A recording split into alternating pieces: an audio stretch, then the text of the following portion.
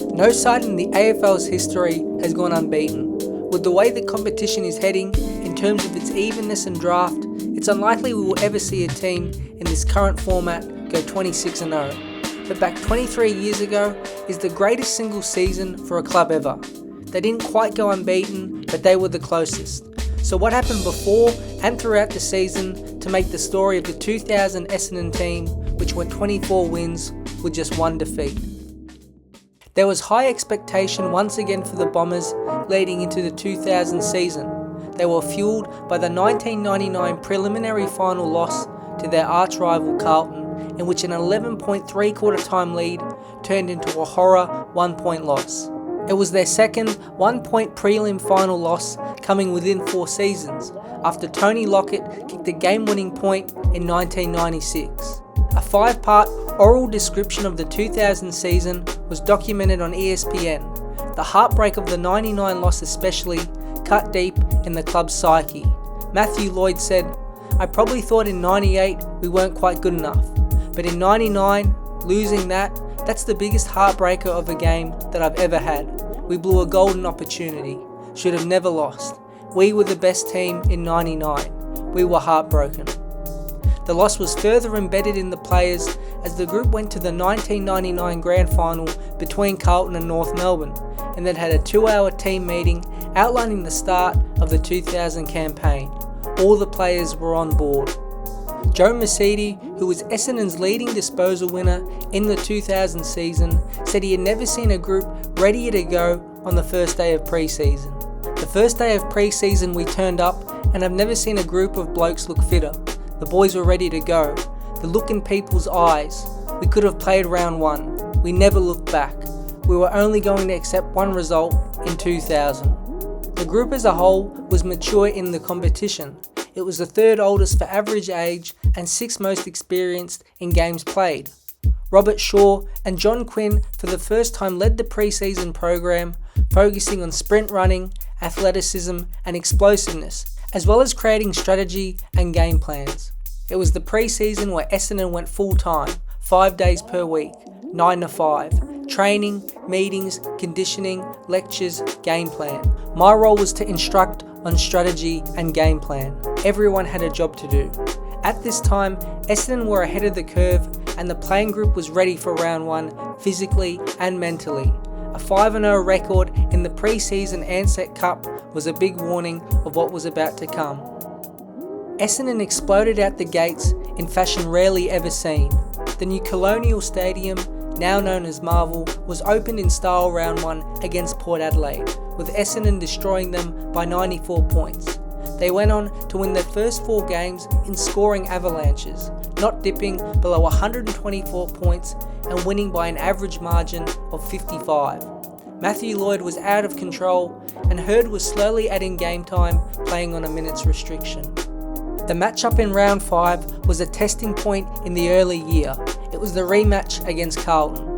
With Hurd off his minutes restriction and playing all over the field, and with 3 goals each from Lloyd and Scott Lucas, Essendon prevailed by an even 4 goals. Hurd and Lucas especially were missed in the 99 season, and with both fully fit and firing, it added new levels of confidence to the team. Hurd specifically was even referred to as the Tom Brady of Essendon by teammate Paul Barnard. It's like saying take Tom Brady out of the Patriots. You're not going to win too many. He was our best player. When you get your best player back and he gets a run of it, look out. Their powerful run of form continued on, and even when the Bombers were in some form of trouble, their superior firepower overwhelmed all opponents. After a close 13-point win against Melbourne in round 9, the Bombers were down 2 points against Adelaide the following week, before exploding to kick 8 goals to 0 in the last quarter. The forward half damage was mainly done by Lloyd, Lucas and Hurd, but the wealth of goals was also made up of creative players in Blake Caracella, Mark McCurry and Justin Blumfield.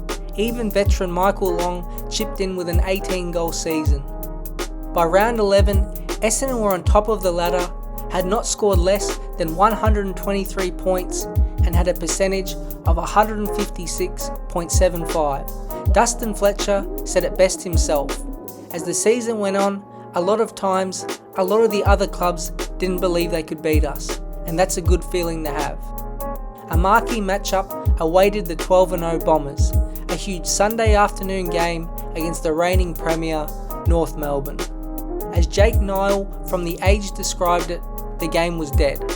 Essendon blew the game open with a 47-0 quarter-time lead, cruising on to win by 49 points.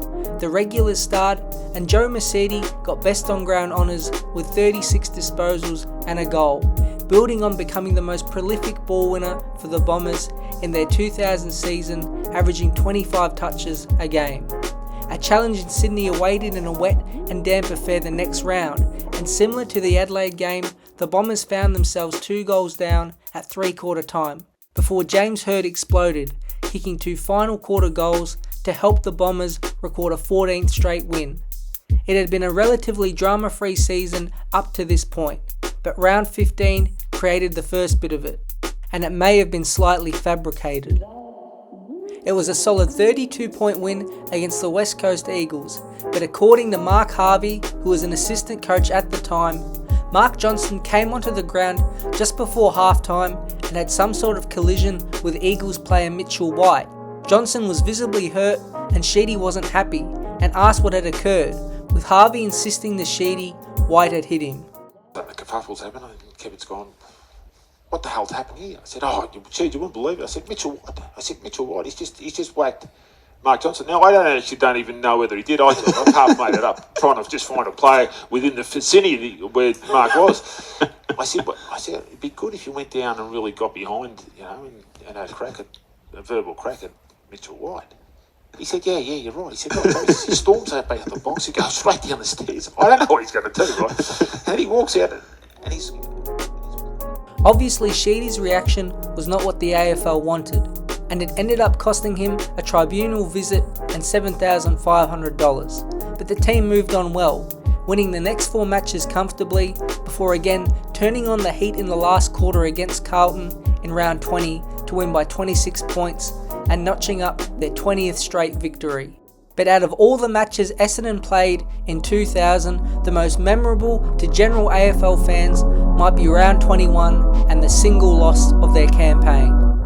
Now titled the Super Flood match, Terry Wallace and his Western Bulldogs were a good team at 11 wins and 9 losses, so a win would secure them a finals berth. So to counteract the ridiculous scoring power Essendon showed through the season, the Bulldog players flooded back to limit the damage. To a degree it worked, but the Dogs were still down 58-73 at three-quarter time. For this game only, the football gods turned on the Bombers. They went up by 22 points in the quarter, but a mix of injuries and fatigue contributed to a Bulldogs comeback. At 81-76, the Dogs kicked 4 points in a row, including 2 set shot misses and 2 snaps missed. But the wall eventually broke. Dustin Fletcher tipped the ball on the full, and Chris Grant ended up with the ball on the tightest of angles. Last week, exactly the same spot. 36th position. Left foot. He kicked the goal to bring him back into the game. It's a great kick. He's kicked it. A magnificent effort.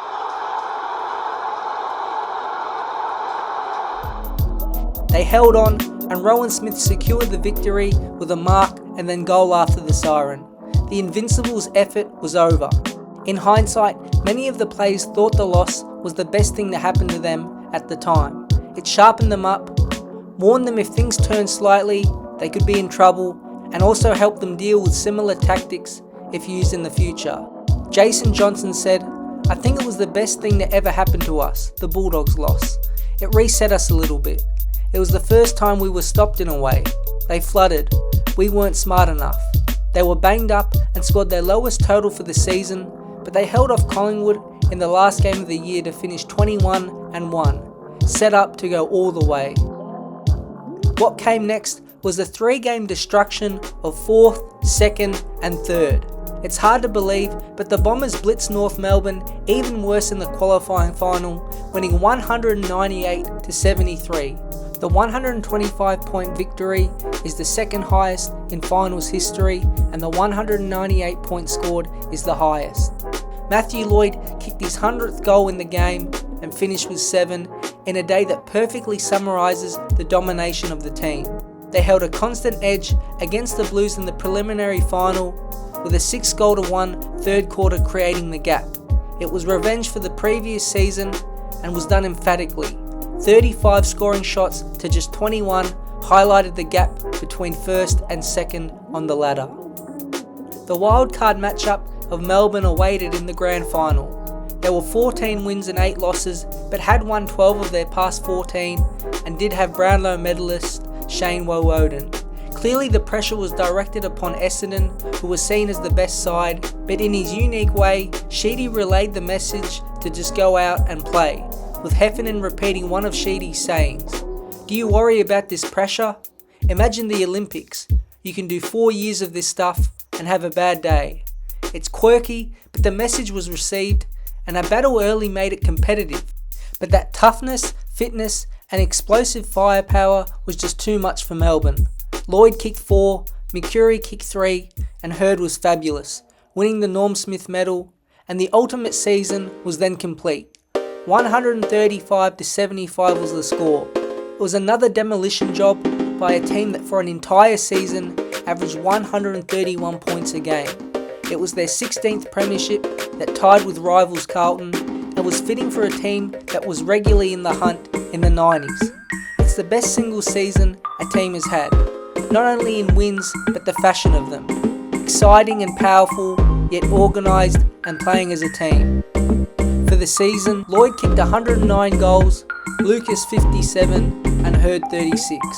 No one got the ball more than Mercedes, and other midfielders in Caracella, Johnson, Hurd and Blumfield all got the ball 400 times each. Defenders in Hardwick and Fletcher received all Australian honours, with Fletcher winning the best and fairest, showing how even the team was. There was no weak position on the field and the team had versatility. It was a record-breaking season, the type highly unlikely to ever occur again. The great teams are often split up into dynasties, but overlooking the 2000 Essendon team does it an injustice. Its peak, led by a Hall of Fame legend coach, 926 goal forward, and a Brownlow medalist, is a stronger team that has ever been seen in the competition.